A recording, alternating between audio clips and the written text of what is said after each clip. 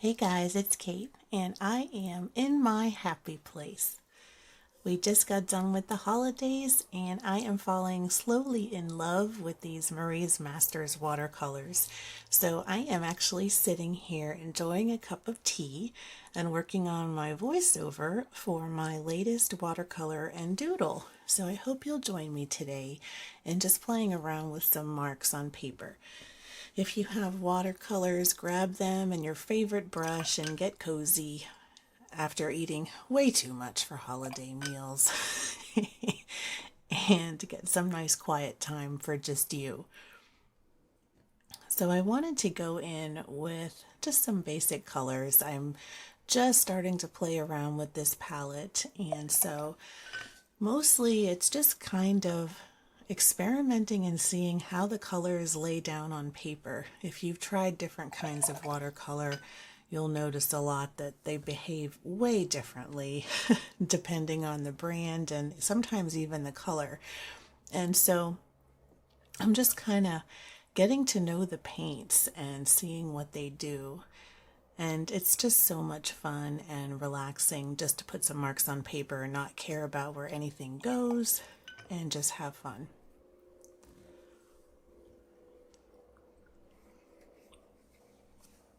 And I apologize if you can hear traffic in the background. I live near a highway and it's impossible to stop the noise all the time, but I do try to take out as much as I can when I'm processing afterwards.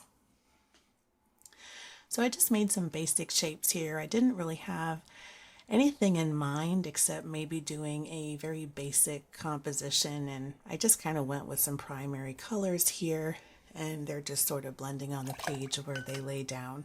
I did work on dry paper, but my paint mix and my brush is very wet. And I'm making it just a quick little fun abstract, dropping in some color in different areas and playing with marks.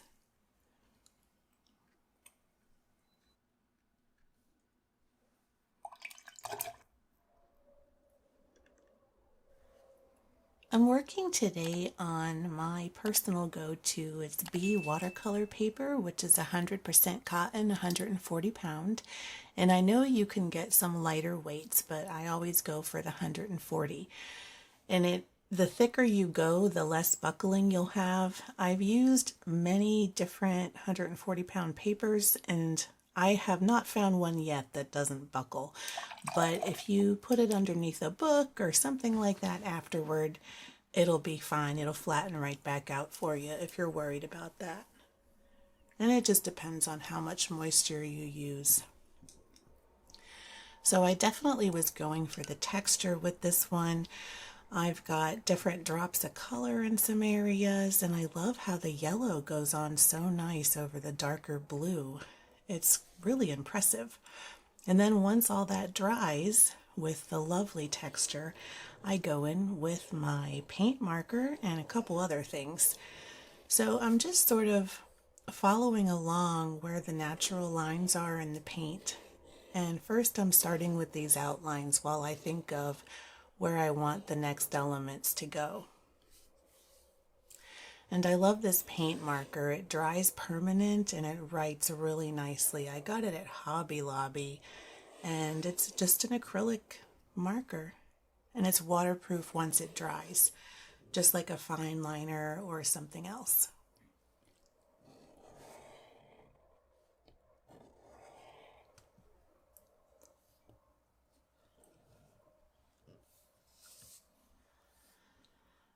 I really like the thick black lines with the delicate parts of the watercolor, and filling out the shapes and kind of doing that reverse coloring just helps to relax the mind and, be a little bit more easy with your mark placement later, at least for me. I don't know if you have that same experience or not. But I'm just finishing up with my big marker, and I'm going to go on to some smaller things. And I broke out the fine liner next, and I'm going to go through and just put some small thin lines in some different areas.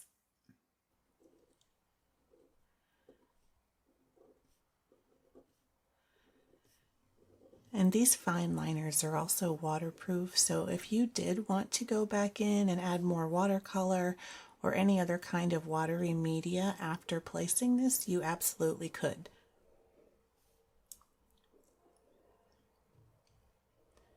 So I'm taking the low-hanging fruit first and circling all the circles and then adding some scallops down at the bottom. And I'm still just mostly following along where I see existing marks with the watercolor.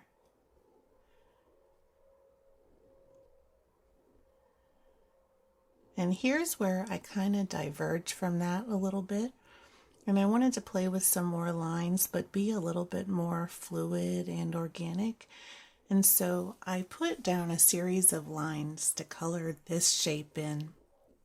And they go in different directions and different angles. And I really liked how it turned out.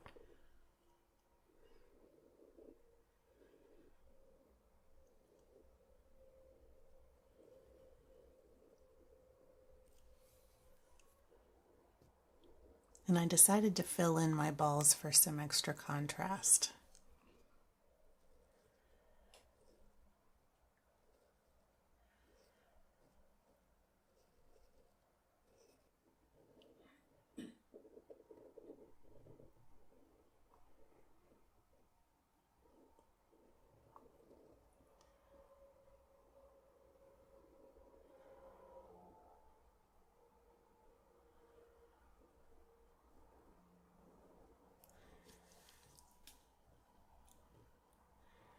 It's funny because I have the same sort of go-to tools depending on what I'm working on. Do you have some favorite tools that you love to do all the time? I always tend to gravitate toward the fine liner and the black paint pen all the time. And then sometimes I'll go with the Posca pens and pencils or other things too. But these are my favorites. So I wanted to continue with the scalloped edge somewhere else in the painting, so I went up to the corner where it just kind of reminded me of maybe some sunshine or something. So I just kind of gussied it up with some scallops and dots. And then I add dots to the loops down at the bottom.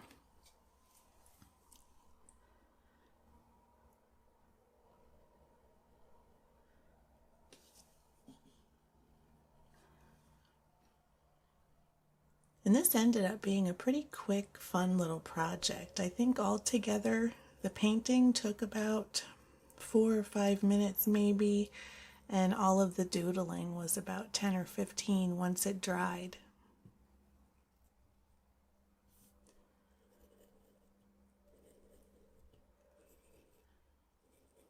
And now I'm just trying to kind of repeat some of the themes that I started with elsewhere. So where I had some smaller dots, I added those in a couple of different areas, and then the larger dots that I made with the paint marker, I repeated those also.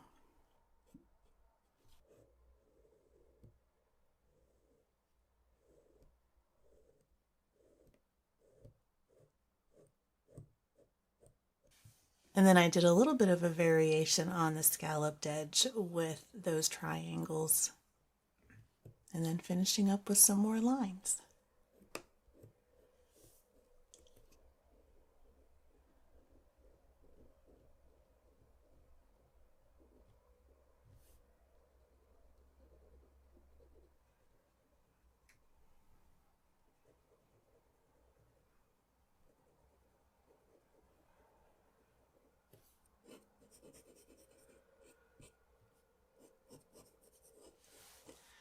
And I decided I needed some more black, so I filled in some of those kind of between spots that weren't really part of another shape and brought in the other shapes from the background a bit.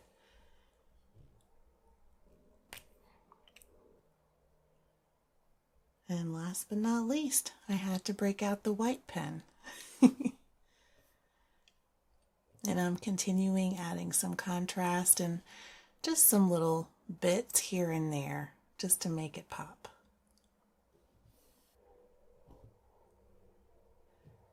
but this whole paper turned out to be very geometric, which I really like. And I'm kind of all over the place right now with the different styles of things I've been doing, but it's so much fun to just try different things, especially things outside of your comfort zone. And so I really enjoy posting things like this where I'm trying something new but still just developing what I like, and it's a lot of fun. And while we wrap up here, I really hope that you enjoyed this video today and the ones that I've been posting lately. It's been a real joy to make. So hopefully you'll try this at home, and until next time, keep creating.